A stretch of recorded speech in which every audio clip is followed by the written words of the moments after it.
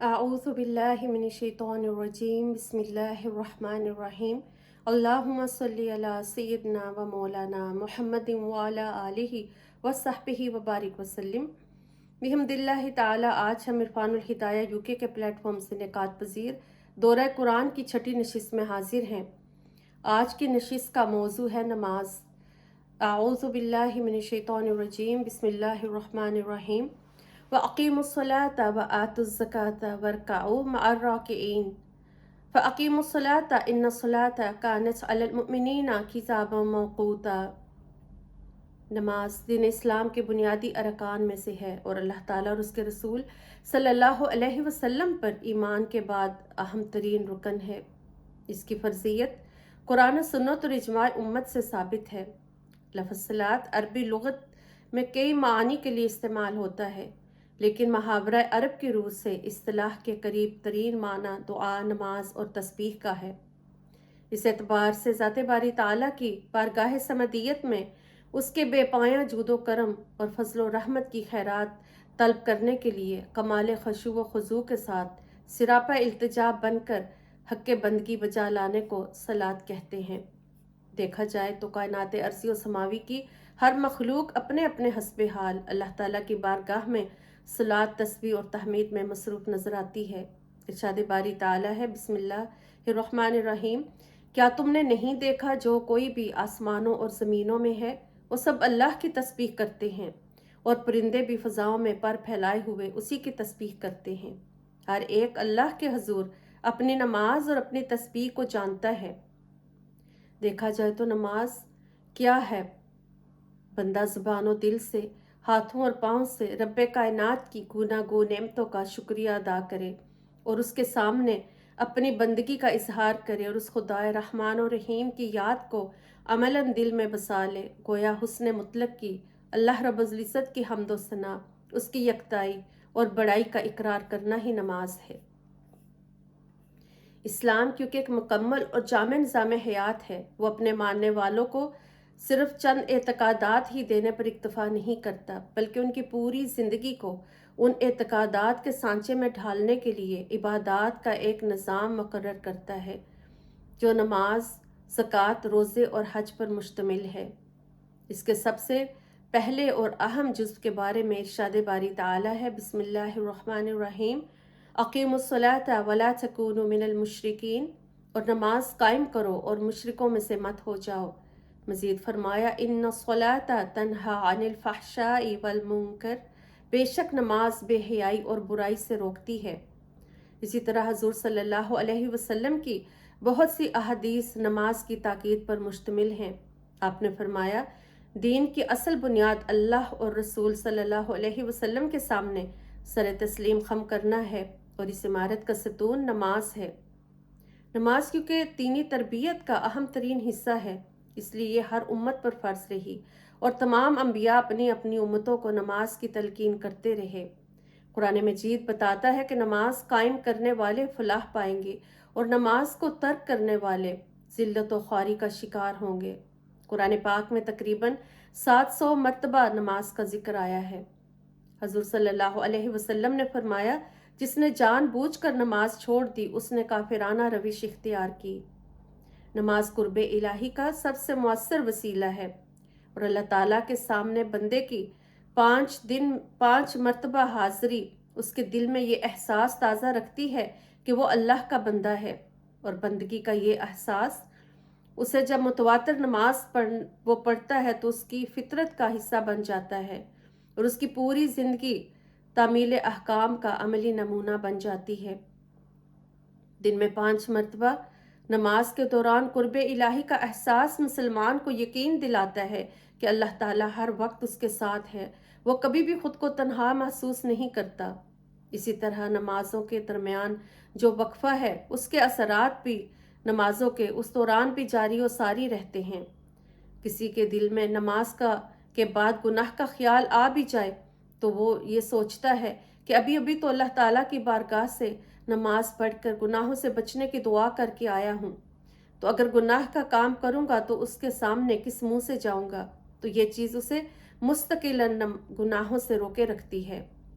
तो अल्लाह ताला की عبادت اور اس کی خوشنودی کے حصول کے سلسلے میں 5 مرتبہ باہم ملنے والے افراد کے درمیان محبت و یگانگت پیدا ہوتی ہے، جس سے سب کو فائدہ ہوتا ہے۔ جب مسلمان رنگ، نسل، علاقے اور طبقے کے امتیازات سے بے نیاز ہو کر شانے سے شانہ ملا کر ایک ایسے امام کے پیچھے کھڑے ہوتے ہیں تو اس سے ان کے درمیان فکری وحدت کے ساتھ ساتھ عملی مساوات کا احساس بھی پیدا ہوتا ہے۔ نماز کی ادائیگی کے فوائد و ثمرات آج ہمیں کیوں حاصل نہیں ہوتے؟ غور فرمائیے کہ ہم میں سے کتنے لوگ ہیں جو باقاعدگی سے نماز ادا کرتے ہیں اور اس کی کلمات کا معنی و مفہوم جانتے ہیں اور نماز میں حضوری قلب سے بہرہ مند ہیں اور نماز جیسے اہم ترین فریضے کے مقاصد سے آگاہ ہیں۔ دراصل آج ہماری نمازیں بے حقیقت ہیں، ایسے ہی جیسے کوئی پھول ہوں بغیر خوشبو کے یا جسم بغیر روح کے۔ اسلامی نظام عبادات میں نماز کی اہمیت کا اندازہ اس بات سے لگایا جا سکتا ہے کہ قرآن حکیم میں 92 مقامات پر صرف نماز کا ذکر آیا ہے اور متعدد مقامات پر صیغہ امر کے ساتھ صریحاً نماز کا حکم وارد ہوا ہے۔ ارشاد باری تعالیٰ ہے، بسم اللہ الرحمن الرحیم، اور نماز قائم کرو اور زکوٰۃ ادا کرو، رکوع کرنے والوں کے ساتھ رکوع کرو۔ مزید فرمایا، واقم الصلاۃ لذکری، میری یاد کی خاطر نماز قائم کرو۔ اسی طرح احادیث نبوی سے بھی نماز کی فضیلت اور اس کی اہمیت کا پتہ چلتا ہے۔ حضرت عبداللہ بن عمر رضی اللہ تعالیٰ عنہما بیان کرتے ہیں کہ حضور صلی اللہ علیہ وسلم نے فرمایا، اسلام کی بنیاد 5 چیزوں پر ہے: اللہ تعالیٰ کی عبادت کرنا، اس کے سوا سب کی عبادت کا انکار کرنا، نماز قائم کرنا، زکوٰۃ ادا کرنا، بیت اللہ کا حج رکھنا اور رمضان کے روزے رکھنا۔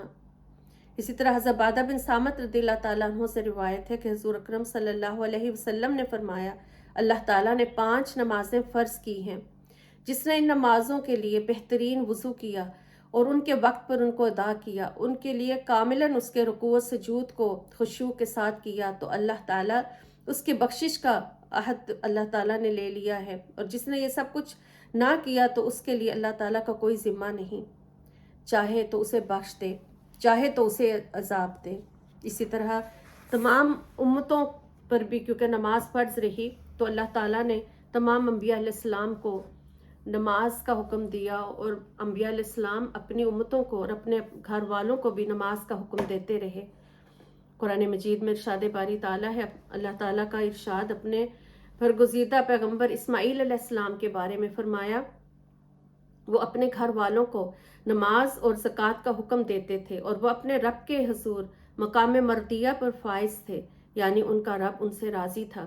تو اس آیت کریمہ سے پتہ چلتا ہے کہ فریضہ نماز کی بجا آوری کا حکم صرف لازم نہیں بلکہ متعدی حیثیت رکھتا ہے۔ دوسرے لفظوں میں کوئی شخص بھی نماز کو پڑھ لینے کے مجرد عمل سے اس فریضے کی انجام دہی سے سبکدوش نہیں ہو جاتا، بلکہ اس کے لیے لازم ہے کہ وہ اپنے اہل و عیال کو، اپنے متوسلین کو اور ان سب کو جن کی پرورش اور کفالت کی ذمہ داری اس پر عائد ہوتی ہے، نماز ادا کرنے کا حکم دے اور انہیں بھی اس کی طرف راغب کرتا رہے۔ اسی طرح اللہ تعالیٰ نے قرآن مجید میں ارشاد فرمایا، بسم اللہ الرحمن الرحیم، اے ایمان والو، اپنے آپ کو اور اپنے اہل و عیال کو اس آگ سے بچاؤ جس کا ایندھن انسان اور پتھر ہیں، جس پر سخت مزاج کے فرشتے مقرر ہیں، جو کسی بھی امر میں انہیں جو حکم دیا جاتا ہے وہ اللہ کی نافرمانی نہیں کرتے اور وہ کام انجام دیتے ہیں جس کا انہیں حکم دیا جاتا ہے۔ تو ان قرآنی آیات سے یہ پتہ چلا کہ بغیر کسی شک و شبہ اور ابہام کے حتمی طور پر یہ ثابت ہو گیا کہ تمام شرائع سابقہ اور شریعت محمدی صلی اللہ علیہ وسلم میں نماز کا حکم بطور جزو اعظم ہمیشہ موجود رہا، اور نماز کی اسی فرضیت کی بنا پر ترک نماز کا عمل کفر کے مترادف قرار دیا۔ حضور صلی اللہ علیہ وسلم نے احادیث میں بھی نماز کے بارے میں بہت تاکید فرمائی۔ حضور صلی اللہ علیہ وسلم نے فرمایا، حضرت ابو ہریرہ رضی اللہ تعالیٰ عنہ سے روایت ہے کہ قیامت کے دن مسلم بندے کا سب سے پہلے نماز کا حساب ہوگا، اگر وہ پوری ہوئی تو ٹھیک، ورنہ کہا جائے گا کہ اس کے نوافل کو دیکھو، اگر نوافل ہوئے تو ان کے فرائض اس کے پورے کیے جائیں گے، اس طرح تمام فرض اعمال میں کیا جائے گا۔ تو یہ بات ذہن نشین رہنی چاہیے کہ توحید و رسالت کی شہادت اور اس کی عملی تصدیق کی طرف پہلا قدم نماز ہی ہے، اور نماز کا عمل ہی بندہ مومن کو ایمان کے اعلیٰ درجے پر فائز کرتا ہے۔ حضرت عبداللہ بن عمر رضی اللہ تعالیٰ عنہ سے روایت ہے کہ حضور نبی اکرم صلی اللہ علیہ وسلم نے ارشاد فرمایا، مجھے اس وقت تک لوگوں سے جنگ کرنے کا حکم دیا گیا ہے جب تک وہ اللہ تعالیٰ کی توحید اور محمد رسول اللہ صلی اللہ علیہ وسلم کی رسالت کی گواہی نہ دیں اور نماز اور زکوٰۃ ادا نہ کریں۔ اس کے بعد میری طرف سے ان کی جانیں اور اموال محفوظ ہیں، البتہ اسلامی احکام کی خلاف ورزی پر ان سے مواخذہ ہوگا اور ان کے باطن کا حال اللہ کے سپرد ہے۔ حضرت مالک بن حویرث رضی اللہ تعالیٰ عنہ روایت کرتے ہیں کہ حضور صلی اللہ علیہ وسلم نے فرمایا کہ جب نماز کا وقت ہو جائے تو تم میں سے کوئی ایک اذان کہہ دے اور جو عمر میں تم سے بڑا ہو وہ تمہیں نماز پڑھائے۔ حضرت جابر بن عبداللہ رضی اللہ تعالیٰ عنہما سے روایت ہے کہ حضور نبی اکرم صلی اللہ علیہ وسلم نے فرمایا، جنت کی چابی نماز ہے اور نماز کی چابی وضو ہے، یعنی جنت کے دروازے کا تالا نمازی کے لیے ہی کھلے گا، بے نمازی کے لیے جنت کا دروازہ نہیں کھل سکتا، کیونکہ اس کے پاس نماز کی صورت میں دروازہ جنت کھولنے والی چابی نہیں ہے۔ اسی طرح حضرت زبرہ رضی اللہ تعالیٰ عنہ سے روایت ہے کہ حضور علیہ السلام نے فرمایا، بچے کو 7 سال کی عمر میں نماز سکھاؤ اور 10 سال کی عمر پر نماز نہ پڑھنے پر مارو۔ نماز کی اس قدر اہمیت ہے کہ آقا علیہ السلام نے اپنے وصال کے وقت امت کو جن چیزوں کی وصیت فرمائی ان میں سب سے زیادہ تاکید نماز کی فرمائی، بلکہ حضرت علی مرتضیٰ رضی اللہ تعالیٰ عنہ سے مروی حدیث ہے کہ آپ نے فرمایا، جو آخری الفاظ آپ کی زبان مبارک پر بار بار آتے تھے وہ یہی تھے، نماز کو لازم پکڑو اور اپنے غلام لونڈی کے بارے میں اللہ تعالیٰ سے ڈرتے رہو۔ اب قرآن حکیم میں جن مقامات پر ادائیگی نماز کا حکم وارد ہوا ہے، اکثر و بیشتر نماز کی تلقین و اقیم الصلاۃ اور نماز قائم کرو کے کلمات سے کی گئی ہے۔ تو اس ذہن میں یہ سوال پیدا ہوتا ہے کہ نماز پڑھنے اور نماز قائم کرنے میں کون سا بنیادی فرق ہے؟ قرآن حکیم نے صرف نماز پڑھنے کے حکم پر کیوں اکتفا نہیں کیا، بلکہ تاکید کے ساتھ نماز قائم کرنے پر اصرار کیا ہے؟ اس کے پس پردہ کارفرما حکمت یہ ہے کہ اگر نماز پڑھنے کا حکم ہوتا تو زندگی بھر کے لیے ایک آدھ بار نماز ادا کر لینا ہی کافی ہوتا، لیکن قرآن حکیم میں اقامت صلاح کا حکم بے شمار حکمتوں کا حامل ہونے کی بنا پر متعدد مفاہیم پر دلالت کرتا ہے۔ اولاً اقامت صلاح کے حکم میں مداومت پائی جاتی ہے، جس کا معنی ہے کہ نماز اس طرح ادا کی جائے کہ اس کے ترک کرنے کا تصور بھی باقی نہ رہے۔ قرآن اسے محافظت علی الصلاح سے تعبیر کرتا ہے۔ ارشاد باری تعالیٰ ہے، بسم اللہ الرحمن الرحیم، سب نمازوں کی محافظت کیا کرو اور بالخصوص درمیانی نماز کی، اور اللہ کے حضور سراپا ادب و نیاز بن کر قیام کیا کرو۔ تو نماز کی مداومت اور محافظت اس امر کی متقاضی ہے کہ نماز پوری زندگی کا مستقل وظیفہ اور شعار حیات بن جائے۔ جس طرح شبانہ روز مصروفیات میں آرام نہ کرنے اور نہ کھانے پینے کا تصور محال ہوتا ہے، اسی طرح ترک نماز کا تصور بھی خارج اس امکان ہو جائے۔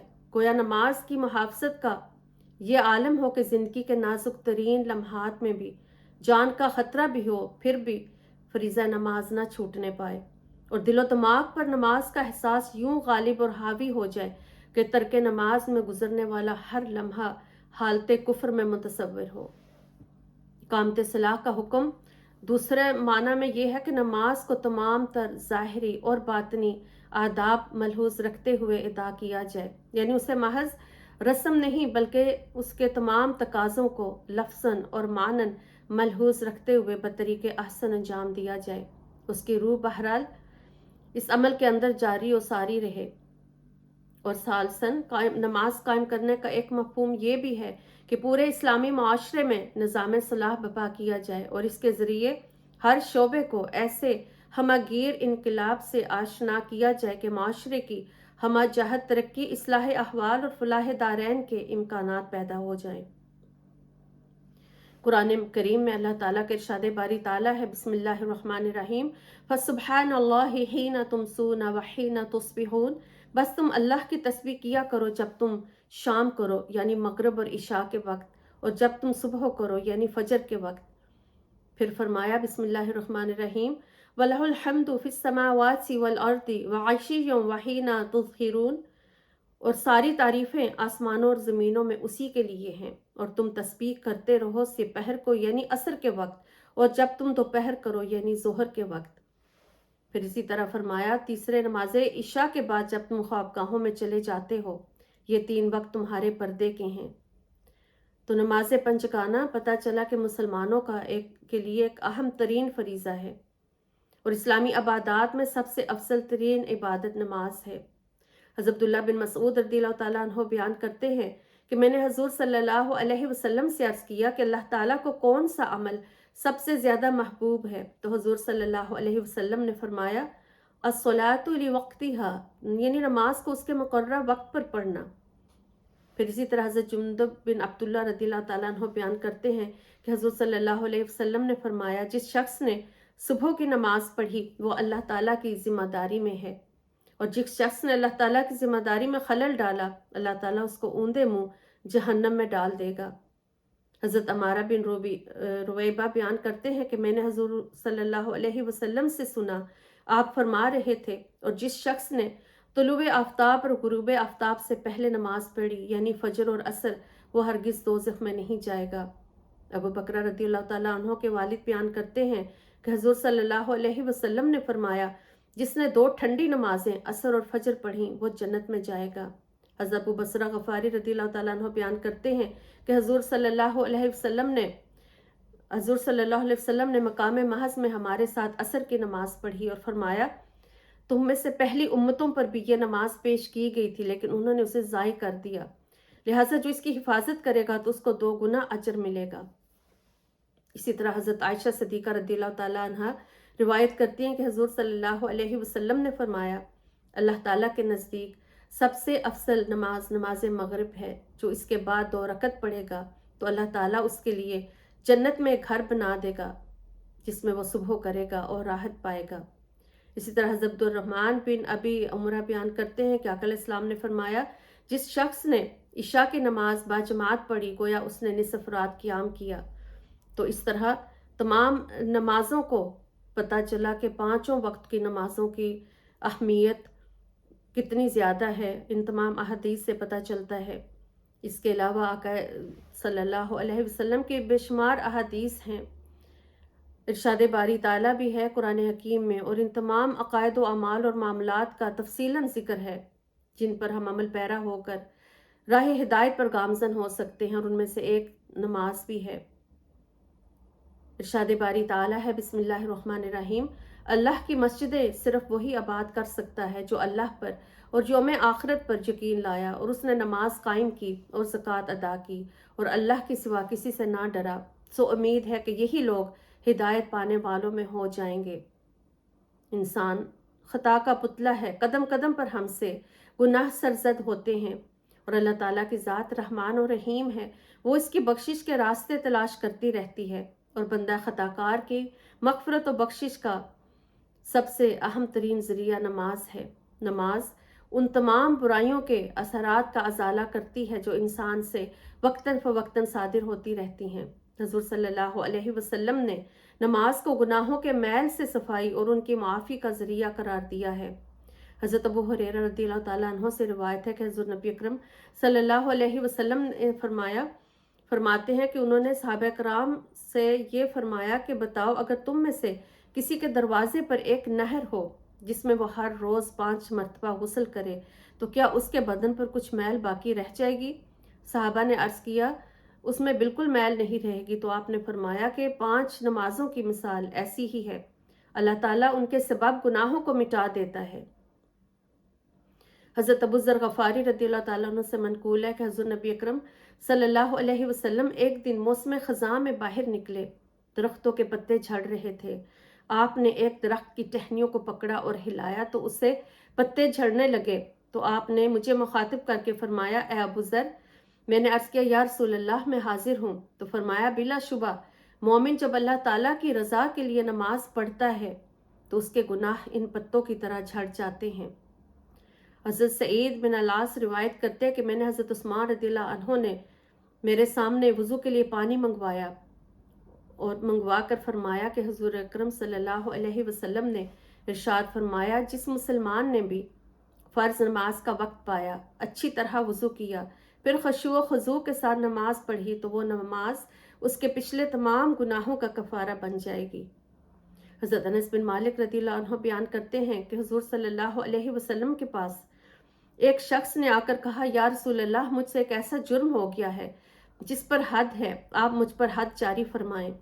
اتنے میں نماز کا وقت آ گیا۔ اس نے حضور نبی اکرم صلی اللہ علیہ وسلم کے ساتھ نماز ادا کی، اور جب اس نے نماز پڑھ لی تو عرض کیا، یا رسول اللہ، میں نے حد لگانے والا کام کیا ہے، آپ کتاب اللہ کے مطابق حد قائم کیجئے۔ تو آپ نے فرمایا، کیا تم نے ہمارے ساتھ نماز پڑھی ہے؟ اس نے عرض کیا، جی ہاں۔ تو آپ نے فرمایا، اللہ تعالیٰ نے تمہارے گناہوں کو اس نماز کے صدقے معاف کر دیا ہے۔ سبحان اللہ۔ نمازی کے لیے آخرت میں بھی اجر عظیم کا وعدہ کیا گیا ہے۔ اجر کا معنی اچھی جزا کے ہیں، خواہ وہ جزا دنیاوی نعمتوں کی صورت میں ہو یا آخرت میں دخول جنت کی صورت میں، لیکن اس اجر عظیم کے لیے ایمان اور عمل صالح بنیادی شرائط ہیں۔ ارشاد باری تعالیٰ ہے، بسم اللہ الرحمن الرحیم، لیکن ان میں سے پختہ علم والے اور مومن لوگ اس وحی پر جو آپ کی طرف نازل کی گئی ہے اور اس وحی پر جو آپ سے پہلے نازل کی گئی برابر ایمان لاتے ہیں، اور وہ کتنے اچھے ہیں کہ نماز قائم کرنے والے ہیں اور زکوٰۃ دینے والے ہیں اور اللہ اور قیامت کے دن پر ایمان رکھنے والے ہیں، ایسے ہی لوگوں کو ہم عنقریب بڑا اجر عطا فرمائیں گے۔ اس آیت کریمہ میں جن دو باتوں کی بنا پر اللہ تعالیٰ نے اجر عظیم کا وعدہ فرمایا، اس میں پہلی بات ایمان اور دوسری نیک اعمال ہیں۔ قرآن حکیم ایک اور مقام پر نماز قائم کرنے والوں کے لیے اجر عظیم کا اعلان کرتا ہے، بسم اللہ الرحمن الرحیم، بے شک جو لوگ ایمان لائے اور انہوں نے نیک اعمال کیے اور نماز قائم کی اور زکوٰۃ دیتے رہے، ان کے لیے ان کے رب کے پاس اجر ہے اور ان پر آخرت میں کوئی خوف نہ ہوگا، نہ وہ رنجیدہ ہوں گے۔ پھر موت کے بعد گناہگار مختلف سزاؤں کے ڈر اور خوف میں مبتلا ہوں گے، جیسے کہ عذاب قبر ہے، روز قیامت کی ہولناکیوں کا خوف، اور پھر روز محشر حساب و کتاب میں ناکامی اور سزا ملنے پر عذاب جہنم کا خوف۔ اگر ان تمام مراحل میں کامیابی کی امید ہو تو ہر قسم کے خوف اور غم کا امکان ختم ہو جاتا ہے۔ اللہ تعالیٰ نے آیت کریمہ میں واضح فرما دیا کہ صاحب ایمان نیک اعمال، جن میں نماز بھی شامل ہے، اس پر کاربند ہوں گے تو وہ آخرت میں انہیں کامیاب و کامران کرے گا اور ان کو کسی قسم کا خوف لاحق نہیں ہوگا۔ قرآن حکیم نماز قائم کرنے والوں کو جنت کی خوشخبری دیتے ہوئے ارشاد فرماتا ہے، جب کوئی بندہ نماز میں داخل ہو کر اسے پورے تقاضوں کے ساتھ ادا کرتا ہے تو اس پر ایک حدیث کے مطابق جنت کے دروازے کھول دیے جاتے ہیں۔ حضرت ابو ہریرہ رضی اللہ تعالیٰ عنہ راوی ہیں، حضور صلی اللہ علیہ وسلم نے فرمایا، جب بندہ نماز میں قیام کرتا ہے تو اس کے لیے جنتیں کھول دی جاتی ہیں اور اللہ اور اس کے درمیان پردے ہٹا دیے جاتے ہیں اور حور العین اس کا استقبال کرتی ہے۔ اسی طرح جنت کے اسی مذکورہ حدیث مبارکہ کی شرح میں جو تفصیل بیان کی گئی ہے، اس میں جنت کے 8 دروازوں کا ذکر کیا گیا ہے۔ پہلا دروازہ باب المعرفہ، نماز میں داخل ہوتے ہی جب بندہ کلمات ثنا اپنی زبان سے ادا کرتا ہے تو اس پر پہلا دروازہ باب المعرفہ کھول دیا جاتا ہے، جس سے اسے معرفت الہی کا خزانہ عطا کر دیا جاتا ہے۔ پھر دوسرا دروازہ باب الذکر، جب بندہ زبان سے تسمیہ کے کلمات بسم اللہ الرحمن الرحیم ادا کرتا ہے تو جنت کا دوسرا دروازہ جو باب الذکر کے نام سے موسوم ہے کھل جاتا ہے، جس کے نتیجے میں وہ بندہ ذکر الہی کی نعمتوں کا حقدار بن جاتا ہے۔ پھر تیسرا دروازہ باب الشکر ہے، جب بندہ الحمدللہ رب العالمین کے کلمات پر پہنچتا ہے تو اس کا دل احساس تشکر اور امتنان سے مغلوب ہو جاتا ہے اور وہ بارگاہ عزتی میں اس بات کا اعتراف اور اقرار کرتا ہے کہ وہی ذات تمام تعریفوں کے لائق ہے، تو اس بندے پر باب الشکر کھول دیا جاتا ہے۔ پھر چوتھا دروازہ باب الرجا ہے، جب بندہ الحمدللہ کے بعد الرحمن الرحیم کے کلمات زبان پر لاتا ہے تو اللہ رب العزت اپنے فرشتوں کو حکم دیتا ہے کہ میرا بندہ میری بے پایاں رحمتوں کا ذکر کر رہا ہے، اس لیے اس پر باب رجا کھول دیا جائے۔ پھر پانچواں دروازہ باب الخوف ہے، جب بندہ قلب و روح کی گہرائیوں میں ڈوب کر مالکی یوم الدین کے الفاظ زبان سے ادا کرتا ہے تو گویا وہ خود کو ایک ملزم کی طرح سب سے بڑے بادشاہ کے دربار میں پیش کرتا ہے، اور خوف خدا سے وہ لرزہ براندام ہوتا ہے۔ جب وہ احساس جرم سے مغلوب ہو جاتا ہے تو رحمت پروردگار فرشتوں کو ندا دیتی ہے کہ میرے اس بندے پر باب الخوف کھول دیا جائے تاکہ وہ خشیت الہی کی وجہ سے میری رحمتوں سے نوازا جا سکے۔ چھٹا دروازہ باب الاخلاص ہے۔ جب ایاک نعبد و ایاک نستعین کہہ کر جب بندہ خدا کی بندگی کا اقرار کرتے ہوئے اس سے استعانت کرتا ہے تو اس پر باب الاخلاص کھول دیا جاتا ہے، پھر اسے اپنے خالق حقیقی کے معرفت میں اخلاص نصیب ہو جاتا ہے۔ پھر ساتواں دروازہ باب الدعا ہے۔ جب بندہ اہدنا الصراط المستقیم پر پہنچ کر اللہ رب العزت کی بارگاہ میں سیدھی راہ پر چلنے کی ہدایت کا خواستگار ہوتا ہے تو فرشتوں کو جنت کا ساتواں دروازہ باب الدعا کھول دینے کا حکم ہوتا ہے۔ پھر آٹھواں دروازہ باب الاقتداء، جب بندہ آخر میں ولضالین تک پہنچتا ہے اور منعم حقیقی سے اس کے انعام یافتہ بندوں کے زمرے میں شریک ہونے کا طلبگار ہوتا ہے اور ان لوگوں سے بریت کا اظہار کرتا ہے جو دلالت و گمراہی کی وجہ سے اس کے غیظ و غضب کا نشانہ بنے، تو فرشتوں کو جنت کے آخری دروازے باب الاقتداء کو کھولنے کا حکم دیا جاتا ہے۔ اس طرح اس کی نماز جو ہے وہ نماز معراج کے درجے کو پہنچ جاتی ہے۔ اہل صفا اور سالکین طریقت نماز ہی کے ذریعے قرب الہی کی منزلیں طے کرتے ہیں، اور نماز کے بغیر ان روحانی مہمات کو سر کرنا نہ صرف ناممکن بلکہ اس کا تصور سرے سے محال ہے۔ لہٰذا نماز کی اہمیت کے پیش نظر جس نقطہ کی خصوصیت کے ساتھ وضاحت مقصود ہے وہ یہ ہے کہ اس کا تعلق نماز کے ان آداب سے ہے جن کو بجا لانے سے روحانی لذات اور معراج کے ثمرات حاصل ہو سکتے ہیں۔ اللہ رب العزت کا ارشاد باری ہے، بسم اللہ الرحمن الرحیم، بے شک وہی بامراد ہوا جو نفس کی آفتوں اور گناہ کی آلودگیوں سے پاک ہو گیا اور اپنے رب کے نام کا ذکر کرتا رہا اور کثرت و پابندی سے نماز پڑھتا رہا۔ اس آیہ مبارکہ کا مفہوم اس امر پر دلالت کر رہا ہے کہ وہ نماز جو انسان کو دنیاوی اور اخروی کامیابی و کامرانی سے ہمکنار کرنے کا باعث بنتی ہے، اس کے لیے نفس کو تمام مذموم خواہشات اور اخلاق رذائلہ اور ہر قسم کے میل و کچیل سے پاک و صاف کرنا بنیادی شرط ہے، اور یہی نماز کے روحانی معراج کی طرف پہلا قدم ہے۔ وہ شرائط و آداب جن کی بجا آوری کو نماز ادا کرنے کے لیے لازمی قرار دیا گیا ہے وہ 5 ہیں، اور ان میں ہر ادب گوناگون ظاہری اور باطنی پہلو کو محیط ہے۔ اس ضمن میں اولاً ظاہری آداب پر توجہ مرکوز کرنا بہت ضروری ہے، کیونکہ جب تک ظواہر کے تقاضے پورے نہ کیے جائیں گے باطنی آداب کی بجا آوری محال ہوتی ہے۔ تو ظاہری آداب میں سے پہلا ادب طہارت ہے۔ نماز کا سب سے پہلا ادب پاکیزگی و طہارت ہے، جو اس بات کا متقاضی ہے کہ حالت نماز میں داخل ہونے سے پہلے جسم اور لباس اچھی طرح سے پاک و صاف ہوں، کیونکہ اس کے بغیر نماز کی ادائیگی کے شرعی تقاضے پورے نہیں ہوتے۔ دوسرا ادب جسم کو ڈھانپنا ہے، جو کہ ستر ہے۔ فقہی اصطلاح میں اسے ستر عورت کہا جاتا ہے، اور اس کے ظاہری معنی یہ ہے کہ جو عضو بدن باعث شرم و عار ہیں اسے مخلوق کی نگاہ سے چھپایا جائے، کیونکہ ستر کو ملحوظ خاطر نہ رکھنے کی صورت میں نماز نہیں ہوگی۔ پھر تیسرا ادب پابندی وقت ہے، کیونکہ نماز کو مقررہ حدود کے اندر ہی ادا کرنا ہوتا ہے۔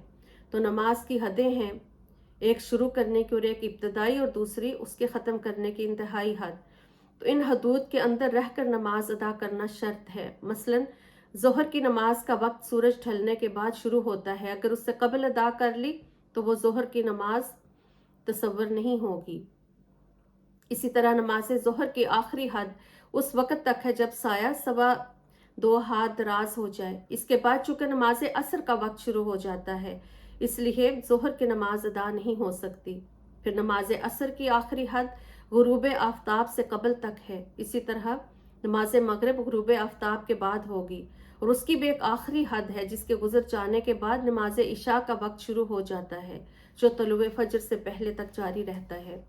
تو نماز پنجگانہ کے اوقات کی مقررہ حدود کی پابندی ہر مسلمان پر فرض ہے۔ قرآن حکیم میں ارشاد باری تعالیٰ ہے، بسم اللہ الرحمن الرحیم، بے شک نماز مومنوں پر مقررہ وقت کے حساب سے فرض ہے۔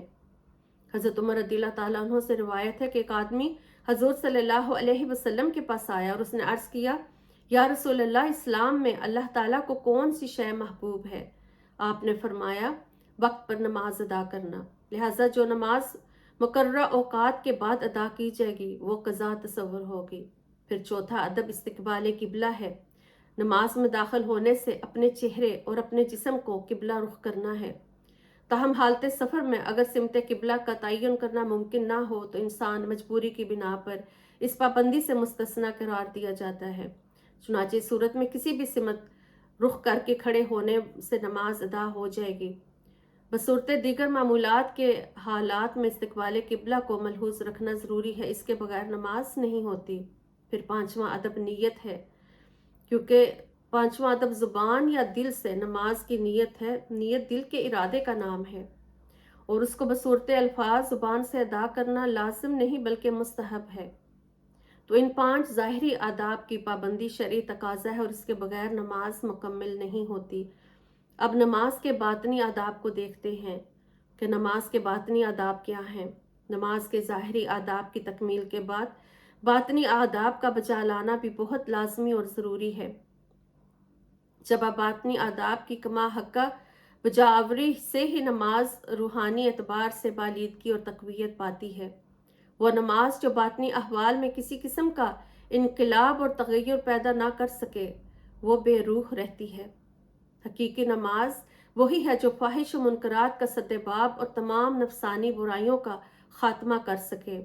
ارشاد باری تعالیٰ ہے، بسم اللہ الرحمن الرحیم، بے شک نماز بے حیائی اور برائی سے روکتی ہے۔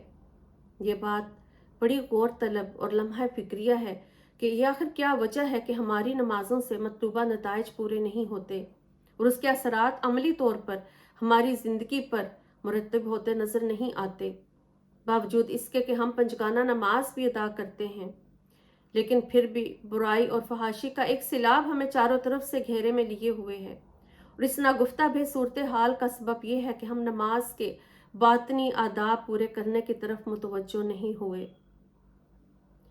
تو سب سے پہلے اس کا جو باطنی ادب ہے وہ تکبیر تحریمہ ہے۔ جب تکبیر تحریمہ سے ہم نماز میں داخل ہوتے ہیں تو غیر اللہ سے بیزاری کا اعلان کرتے ہیں۔ اس میں داخل ہونے کا جو دروازہ ہے اس کے باطنی ادب کو سمجھنے کے لیے ان حکمتوں کو جاننا ضروری ہے جو داخل نماز ہونے کے لیے ہاتھ اٹھانے کے عمل میں کار فرما ہے، ورنہ بغیر ہاتھ اٹھائے تو محض اللہ اکبر کہہ کر نماز کا آغاز کیا جا سکتا تھا۔ ہم اپنے رب کے حضور ہاتھ اٹھا کر گویا اللہ تعالیٰ کے حکم کے اندر دنیا کی ہر شے کی محبت اور رغبت اور خیال سے بریت و بیزاری کا اظہار کر رہے ہیں۔ بالفاظ دیگر یہ ثمر کا اعلان ہے کہ ہمارے دل کے گوشے میں کسی بھی گوشے میں سوائے یاد الہی کے اور کچھ بھی باقی نہیں رہا۔ بس تکبیر تحریمہ کا باطنی ادب اس بات کا متقاضی ہے کہ بندہ مادی چیزوں کی کشش اور آنائی اور چکا چوند سے اپنا دھیان ہٹا لے اور جھوٹی آرزوؤں اور تمناؤں کے سیراب سے باہر نکل کر اپنا قلبی تعلق محبوب حقیقی کی ذات سے اس حد تک استوار کرے کہ دنیا کی محبت اور لذت کی کوئی رمق بھی اس کے دل میں باقی نہ رہے۔ اس باطنی ادب کا حق اس وقت تک ادا نہ ہوگا جب تک قرآن حکیم کہ اس ارشاد کے مطابق بندے کی طبیعت کا میلان ما سوا سے کٹ کر صرف اللہ تعالیٰ کی طرف نہ ہو جائے۔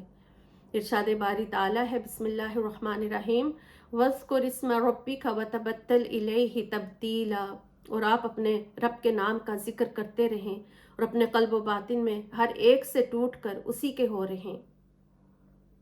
اس آیہ کریمہ میں اس امر کی تلقین کی گئی ہے کہ اللہ رب العزت کا ذکر کثرت کے ساتھ اور تواتر کے ساتھ کیا جائے کہ وہ وظیفہ حیات بن جائے اور تھکن اور درماندگی اور بیزاری کے آثار ایک لمحہ بھی طبیعت میں پیدا نہ ہوں، بلکہ مولا کی یاد بندے کے دل میں اس حد تک جاگزیں ہو جائے کہ پھر کبھی بھولے سے بھی غیر اللہ کا خیال اس کے دل میں نہ آئے۔ دنیا کے تمام محبتوں، رغبتوں، مکروہات سے کنارہ کشی کر کے اللہ کی عظمت و کبریائی اور حاکمیت اعلیٰ کا برملا اعتراف اور اقرار کرنا ہی تکبیر تحریمہ کا یہ دوسرا باطنی ادب ہے۔ جس کا لازمی تقاضا ہے کہ ذات کبریا کی عظمت اور بڑائی کے زبانی اقرار کے بعد بندے کے دل سے غیر اللہ کا خوف کلیتاً نکل جائے اور وہ اس کی تصدیق اپنے عمل سے اس طرح کرے کہ ذات خداوندی کی کبریائی پر ایمان لانے کے بعد کسی اور کی بڑائی، بزرگی یا عظمت کا ذرہ بھر تصور بھی اس کے وہم و گمان میں نہ رہے۔ جب تک بندہ اس بات کو دل و جان سے تسلیم نہیں کرے گا سب عظمتوں اور کبریائیوں کی مستحق صرف ایک ہی ذات ہے اور اس کے مقابلے میں ہر چیز ہیچ ادنا اور محمل فضول بے معنی ہے، تب تک اس کا دل غیر اللہ کے خوف کی آماج گاہ بنا رہے گا۔ حضور صلی اللہ علیہ وسلم کو منصب نبوت پر فائز فرمانے کے ساتھ ساتھ اللہ رب العزت نے آپ کو اپنی پیغمبرانہ جد و جہد کے آغاز میں بنی نوع انسان کو غیر اللہ کے خوف سے نجات دلانے اور ان کے دل میں خوف الہی کو جاگزیں کرنے کا حکم دیا۔ ارشاد فرمایا ہے، چادر اوڑھنے والے حبیب اٹھیں اور لوگوں کو اللہ کا ڈر سنائیں۔ تو تکبیر تحریمہ کا باطنی ادب اس بات کا متقاضی ہے کہ بندہ اپنے رب کی کبریائی کے تصور میں ڈوب کر نماز میں داخل ہو۔ چند اللہ والوں کے بارے میں کہا جاتا ہے کہ وہ اللہ اکبر کہتے ہی آنکھوں سے اللہ کی کبریائی کا نظارہ کر لیتے ہیں۔ حضرت شیخ ذنون مصری رحمۃ اللہ علیہ، کسی نے ان سے نماز کی امامت کے لیے کہا تو انہوں نے بہت پس و پیش کیا۔ جب لوگوں کا اصرار بڑھا تو مسلے پر کھڑے ہو گئے۔ ابھی تکبیر تحریمہ کے لیے اللہ اکبر کہا ہی تھا کہ غش کھا کر گر پڑے اور کافی دیر تک اسی حالت میں پڑے رہے۔ گویا اللہ کی کبریائی کا زبان سے اقرار کرنے کی دیر تھی کہ شیخ نے الوہی عظمت و جبروت کا نظارہ بچشم سر کر لیا اور خرمن ہوش جل کر رہ گیا۔ تو ہماری قلبی و ایمانی حالت اس قدر بگڑ چکی ہے کہ ہماری نمازیں نتیجہ خیزی کے اعتبار سے احوال حیات میں کوئی انقلاب برپا نہیں کرتی۔ فی الحقیقت ایک سجدہ بھی اگر صحیح ہو جائے تو وہ پوری زندگی کے احوال کو بدل سکتا ہے۔ پھر دوسرا جو باطنی ادب ہے وہ قیام میں، یعنی قیام کے لغوی معنی کھڑے ہونے کے ہیں اور یہ نماز میں دوسرا فرض رکن ہے۔ تو حالت قیام میں بندہ سر چکائے اپنے رب کے حضور دست بستہ کھڑا ہوتا ہے۔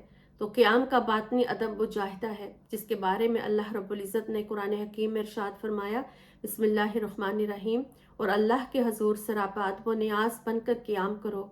اس آیہ کریمہ میں اللہ تعالیٰ کا اشارہ ان بندوں کی طرف ہے جو اس کے حضور سراپا عجز و نیاز اور پیکر ادب بن کر اس غلام کی طرح کھڑے رہتے ہیں جو آقا کے روبرو فرط ادب و نیاز سے اپنی نگاہیں اٹھا کر بھی نہیں دیکھتا۔ تو قیام کا باطنی ادب یہ ہے کہ ہاتھ باندھتے ہی اس تصور میں کھو جائے کہ وہ بہت بڑے دربار میں حاضر ہے جہاں بڑے بڑے صاحب جبروت بادشاہ بھی سائل کی طرح کھڑے پیکر عجز و نیاز بنے رہتے ہیں۔ تو اس کیفیت میں سرشاری کی دولت خوش بختوں کو ہی نصیب ہوتی ہے اور اس سے محرومی کو سوائے بدنصیبی کے اور کچھ نہیں کہا جا سکتا۔ تو جب انسان غلامی اور اطاعت صرف ایک ذات کی کرتا ہے تو جب اس کی بارگاہ میں کھڑا ہوتا ہے تو اس وقت اس کے دل میں سوس و گداز پیدا ہونا چاہیے اور آنکھیں پرنم ہونی چاہیے اور ایک خود سپردگی کی کیفیت ہونی چاہیے اور دنیا کے ہر غم کا، ہر خوف کا کانٹا اس سے دل سے نکل جانا چاہیے اور دھیان میں صرف اللہ تعالیٰ کی عظمت و کبریائی کے سوا اور کوئی کسی بھی تصور کی گنجائش پھر باقی نہیں رہتی۔ پھر تیسرا باطنی ادب قرات ہے۔ یہ نماز کا تیسرا رکن ہے جس کے بارے میں ارشاد باری تعالیٰ ہے، بسم اللہ الرحمن الرحیم، فَقْرَؤْا مَا تَيَسَّرَ مِنَ الْقُرْآنِ، بس جتنا آسانی سے ہو سکے قرآن پڑھ لیا کرو۔ تو نماز کے دوران قرات میں آسانی کو ملحوظ رکھنے کی تلقین کی گئی ہے، یعنی صرف اسی قدر قرآن مجید پڑھا جائے جو طبیعت پر بوجھ اور گرانی کا باعث نہ بنے۔ یہ خدا کا اپنے بندوں پر بڑا احسان، شفقت ہے اور مہربانی ہے کہ اتنا قرآن کریم پڑھنے کی اجازت دی جتنا آسانی سے یاد ہو سکے۔ تو قرآن کلام ربی ہے اور اس کا پڑھنا گویا ہم اللہ تعالیٰ سے ہم کلامی کا شرف حاصل کرتے ہیں جو بڑی فضیلت کی بات ہے۔ تو کئی ایسے مقامات آتے ہیں جہاں بندہ اپنے مولا سے کچھ طلب کر رہا ہوتا ہے، کہیں التجا اور دعا و مناجات میں محو اپنے گناہوں کی معافی مانگ رہا ہوتا ہے، کہیں اس کی حمد و ثنا بیان کر رہا ہوتا ہے۔ تو اس طرح کبھی جنت کا ذکر آتا ہے، کبھی دوزخ کا ذکر آتا ہے، کبھی وہ خشیت الہی سے اس کے جسم کے رونگٹے کھڑے ہو جاتے ہیں۔ تو یہی وہ چیز ہے جس کو انسان جب اختیار کرتا ہے تو وہ دلوں کو راحت اور اطمینان نصیب ہوتا ہے۔ ارشاد باری تعالیٰ ہے، بسم اللہ الرحمن الرحیم، अला बिज़िक्रिल्लाह तत्मइन्नुल क़ुलूब, जान लो कि अल्लाह के ज़िक्र से ही दिलों को इत्मीनान नसीब होता है। तो क़िरात का बातनी अदब दुआ में ज़िक्र है, जिसका असर ये होना चाहिए कि कुरान पढ़ते हुए बंदा उसकी गहराइयों में डूबकर अपने ऊपर ऐसी कैफियत तारी कर ले कि वो जैसे अल्लाह रब्बुल इज़्ज़त से हम कलाम हो रहा है। बंदे के दिलो दिमाग में जब यह तसव्वुर जांगुज़ीं हो जाए कि वह ज़ाते किबरिया की बारगाह में हाजिर है और उसकी ज़ुबान से निकला हुआ कुरान का एक एक लफ्ज़ लोहे दिल पर सब्त हो रहा है, तो उसे क़िरात के बातनी अदब की शनासाई नसीब हो जाती है और फिर उसे महबूब हकीकी के कलाम में वो करार मिलता है कि दुनिया का हर कलाम उसके मुकाबले में हेच और बेमाया नज़र आता है। फिर उसकी तबीयत किसी और ज़िक्र से वो लुत्फ़ अंदोज़ हो ही नहीं सकता जो कि लज़्ज़त उसे क़िरात के दौरान नसीब होती है।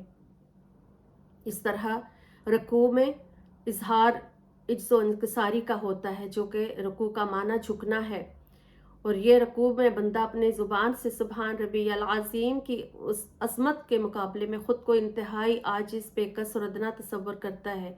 तो उसका बातनी अदब भी ये है कि वो खलकत के एतबार से ये सोचे वो तवाज़ु, इंकिसारी और आजिज़ी का पैकर बना रहे, और इस तरह जो है वो अपनी नमाज में इस बातनी अदब को मलहूज़ खातिर रखे और अज़्म समीम के साथ इस बात का अहद करे कि ज़िंदगी में तकब्बर, गुरूर वगैरह को छोड़ दे और अपनी जबीन न्याज बगैर अल्लाह के किसी के सामने खम नहीं करेगा, और तवाज़ु इंकिसारी को अपना मुस्तकिल वतीरा और शिआर बना ले।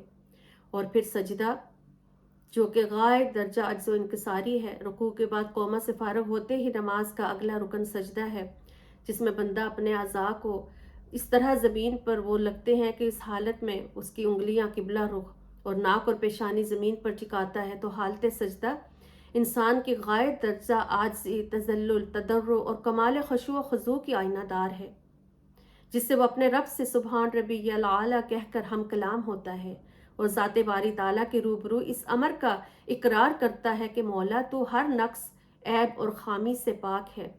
इस हालत में वो अपने मौला से बराह रास्त अपना ताल्लुक़ जोड़ लेता है और उसे ऐसी कैफियत नसीब हो जाती है जिसे मारिफत नफ्स से ताबीर किया जाता है।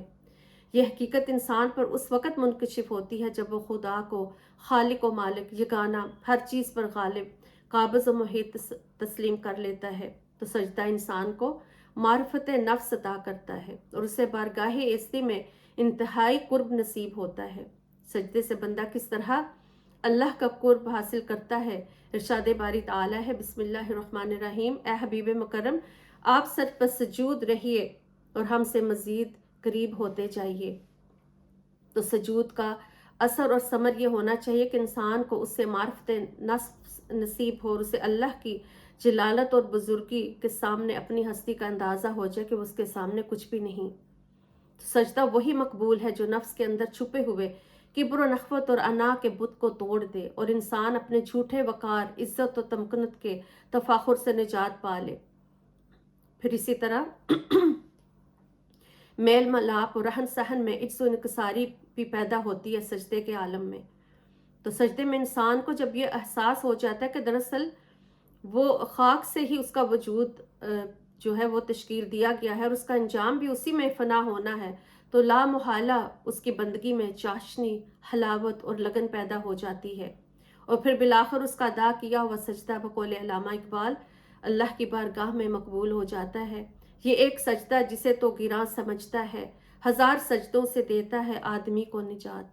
और फिर आखिरी रुकन नमाज का तकबीर तहरीमा है, क़ादा अखीरा है। तकबीर तहरीमा से लेकर सजदे तक की सारी नमाज में इंसान अपना रूहानी सफ़र तय करता है और क़ादा अखीरा से कबल तकबीर, क़ियाम, क़िरात, रुकू व सुजूद में अल्लाह ताला की बेशुमार रहमतों और नेमतों के दरवाजे खुलते हैं। तो अब वो क़ादे में अपने दोनों हाथों को रानों पर रख कर हालत तशहुद में बैठ कर आका अलैहिस्सलाम पर सलाम पढ़ता है। और अब्दुल्ला बिन मसूद रज़ियल्लाहु ताला अन्हुमा बयान करते हैं कि हम हज़ूर नबी अकरम सल्लल्लाहु अलैहि वसल्लम की इक़्तिदा में नमाज पढ़ते और अस्सलामु अलैहि अस्सलामु अला फ़लान कहते। तो एक दिन हज़ूर अलैहिस्सलाम ने फरमाया, अल्लाह ताला बज़ाते खुद सलाम है, जब तुमसे कोई शख्स नमाज में बैठे तो यूँ कहे अत्तहियातु लिल्लाहि वस्सलावातु वत्तय्यिबातु अस्सलामु अलैका अय्युहन नबिय्यु व रहमतुल्लाहि व बरकातुहू व अस्सलामु अलैना व अला इबादिल्लाहि स्वालिहीन। अशहदु अल्ला इलाहा इल्लल्लाहु व अशहदु अन्ना मुहम्मदन अब्दुहु व रसूलुहु।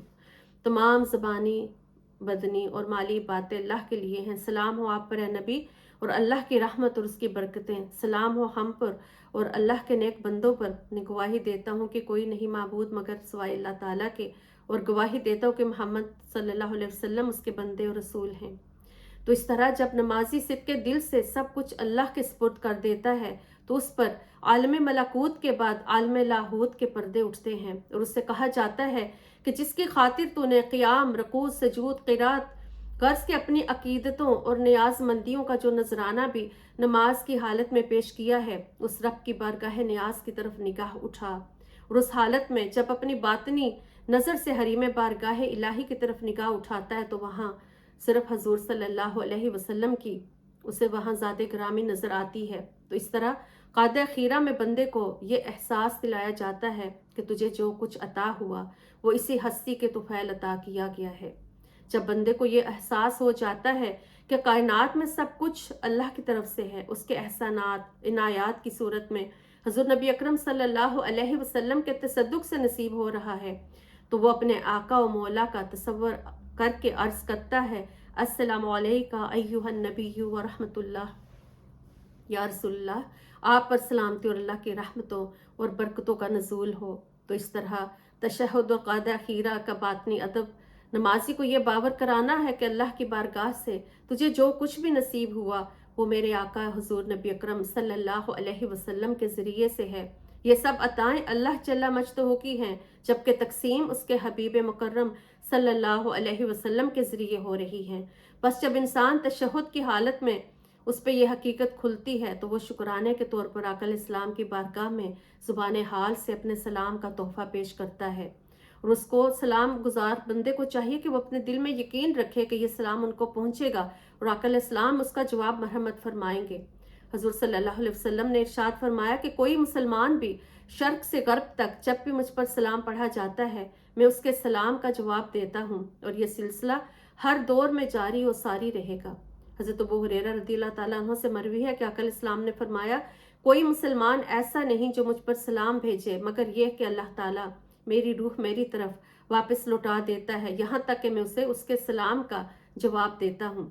तो जिस तरह हर आँख जमाल मोहम्मदी सल्लल्लाहु अलैहि वसल्लम के दीदार की अहल नहीं, इसी तरह हर कान भी हजूर सल्लल्लाहु अलैहि वसल्लम के इस जवाब के सुनने का अहल नहीं। हजूर नबी अकरम सबको बराबर जवाब देते हैं और आपकी चादर रहमत ता क़यामत सारे जहां पर मुहीत है, लेकिन हर किसी को समाअत और बसारत की तौफीक उस वक्त तक नसीब नहीं होती जब तक वो हुजूर नबी अकरम सल्लल्लाहु अलैहि वसल्लम की ज़ाते ग्रामी से इश्क व मोहब्बत में अपने आप को फना न कर ले। तो जब वो आपकी मोहब्बत और इताअत में मस्त व बेखुद होगा तो उसे यह बातनी शऊर और रूहानी कुव्वत नसीब हो जाएगी, तो फिर वो बराह रास्त अकल इस्लाम के जलवों का नज़ारा कर सकेगा। वरना जिस तरह कान के सिवा जिस्म के दूसरे अज़ा ज़ुबान से कही हुई बात समझने और सुनने से कासिर हैं, इसी तरह आम इंसान भी अकल इस्लाम की हकीकत से बेखबर हैं। तो बाज़ खुश नसीब हस्तियाँ ऐसी भी हैं जिन्हें हर सलाम पर अकल इस्लाम की तरफ से जवाब मिलता है और वो उसे सुनते भी हैं। इसी तरह तशहुद में अल्लाह वालों के सलाम की यह कैफियत होती है कि वो उस वक्त तक नमाज से फारिग नहीं होते जब तक हजूर नबी अकरम सल्लल्लाहु अलैहि वसल्लम की तरफ से सलाम का जवाब अपने कानों से ना सुन लें।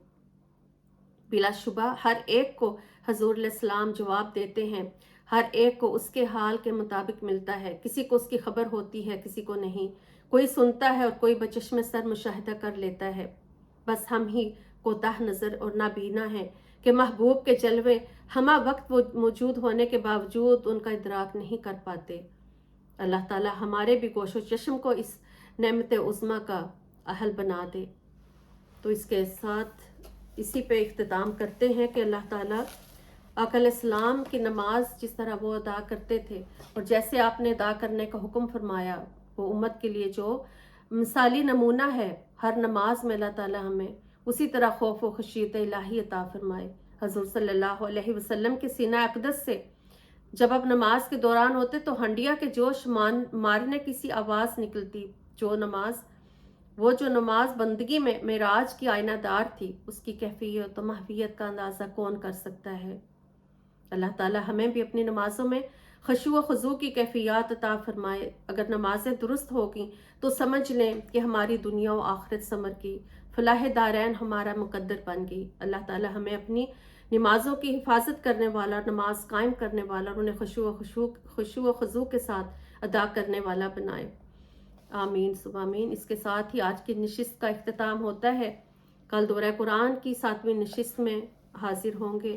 والسلام علیکم ورحمۃ اللہ وبرکاتہ۔